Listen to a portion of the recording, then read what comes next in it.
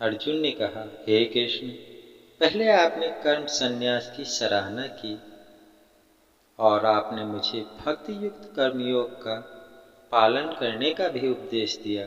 कृपा पूर्वक अब मुझे निश्चित रूप से अवगत कराएं कि इन दोनों में से कौन सा मार्ग अधिक लाभप्रद है। परम भगवान ने कहा, कर्म संन्यास और कर्म योग दोनों मार्ग परम लक्ष्य की ओर ले जाते हैं, लेकिन कर्म संन्यास में श्रेष्ठ है वे कर्मयोगी जो न तो कोई कामना करते हैं और न ही किसी से घृणा करते हैं। उन्हें नित्य सन्यासी माना जाना चाहिए। हे महाबाहु, सभी प्रकार के द्वंद्वों से मुक्त होने के कारण वे माया के बंधनों से सरलता से मुक्ति पा लेते हैं। केवल अज्ञानी ही संख्या या कर्म संन्यास को कर्मयोग से भिन्न कहते हैं।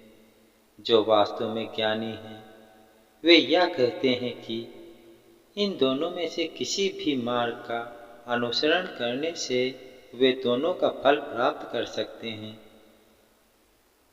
परमेश्वर श्री कृष्ण कहते हैं कि कर्म संन्यास के माध्यम से जो प्राप्त होता है उसे भक्ति युक्त कर्मयोग से भी प्राप्त किया जा सकता है।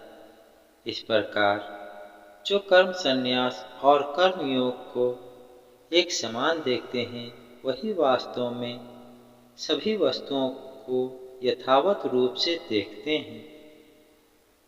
भक्ति युक्त होकर कर्म किए बिना पूर्णतः कर्मों का परित्याग करना कठिन है।